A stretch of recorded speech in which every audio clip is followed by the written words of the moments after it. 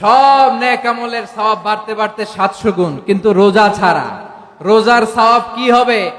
বান্দা খালি রোজা রাখে, ফেরেশতারা কিছু লিখতে পারে না আমল নামায়, কারণ আল্লাহ বলে এটা কিছু লিখিস না, কারণ as-সাওমু লি, এই রোজা রাখছে আমার জন্য, ওয়া আনা আজজি বিহি, এই রোজার সওয়াব, প্রতিদান, অ্যাওয়ার্ড, এটা কিয়ামতের দিন আমি আল্লাহ নিজ হাতে দেব, নিজ হাতে দেব।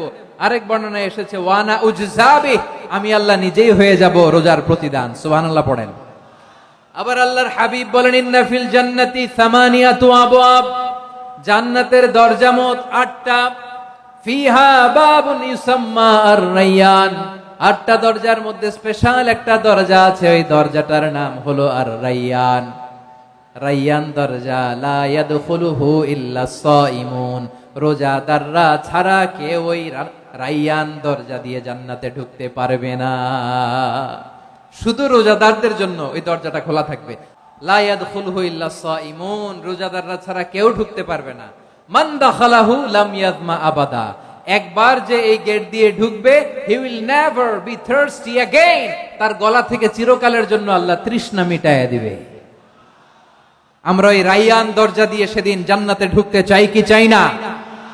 আমার প্রিয় ভাইরা, প্রতি রাতে রমাদানে আল্লাহর ফেরেশতারা আহ্বান জানায়, ইয়া বাগিয়াল খাইরি আকবিল, ইয়া বাগিয়াশ শাররি আকসির, হে কল্যাণের পথের যাত্রী, আকবিল প্রসিড, আরো ইবাদত করো, আগাও আগাও, আরো জান্নাতের নাজ নেয়ামত কামাও।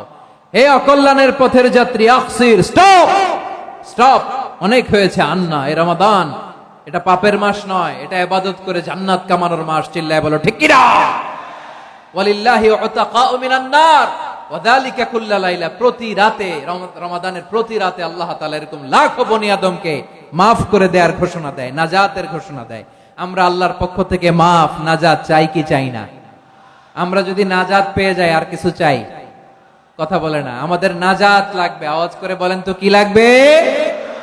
আল্লাহ বলেন এই কোরআনকে আমি রমাদানে নাজিল করেছি, যেটা বিশ্ব মানবের জন্য পথ নির্দেশিকা। এতে আছে হেদায়েতের সুস্পষ্ট বর্ণনা, আর সত্য মিথ্যা পার্থক্য করার মানদণ্ড, কোনটা সত্য কোনটা মিথ্যা, এটা কোরআন দিয়ে ডিফারেন্সিয়েট করা যায়। কোরআন হচ্ছে ফুরকান, to differentiate between right and wrong. কোনটা সত্য কোনটা মিথ্যা, কোনটা ভুল কোনটা নির্ভুল, এটা কোরআন দিয়ে যাচাই করা যায়। চিল্লায় বলেন ঠিক কিনা? এজন্য এই কোরআন দিয়ে আমাদের জীবন সাজাতে হবে। কোরআন দিয়ে জীবন না সাজালে জীবন আলোকিত হয় না। কোরআন দিয়ে পরিবার না সাজালে পরিবার আলোকিত হয় না।